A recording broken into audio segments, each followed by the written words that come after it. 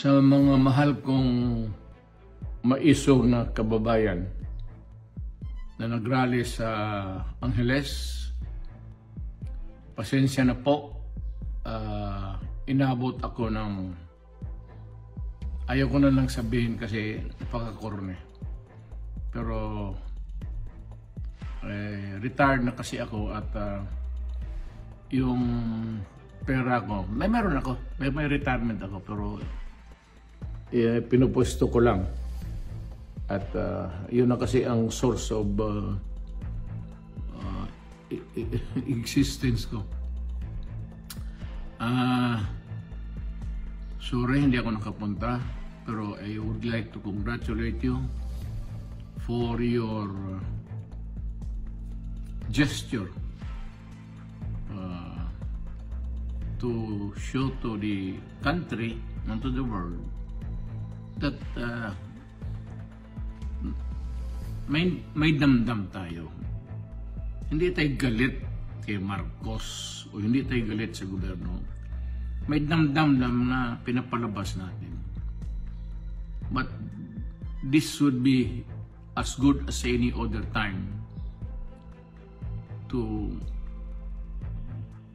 tell the president, the military, the police and all na hindi kami yung subversive na gusto namin tumbahin ang gobyerno, paalisin si Marcos. So, we just want reforms that yung nanirinig nyo sa grupo ng mga maisog at yung mga Pilipino na ayaw ng gulo pero gustong may pagbabago.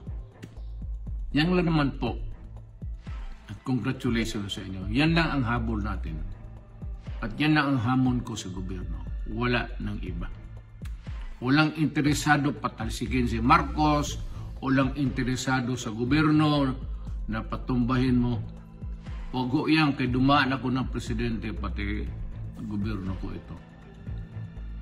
So, para just to erase doubts. But, we will ask that we will be heard from time to time so that government would know what the sentiments of the people are.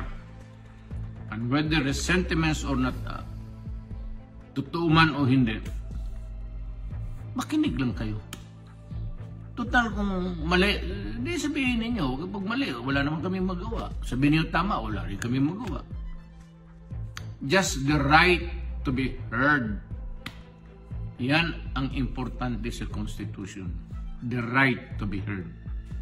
Period. Maraming salamat.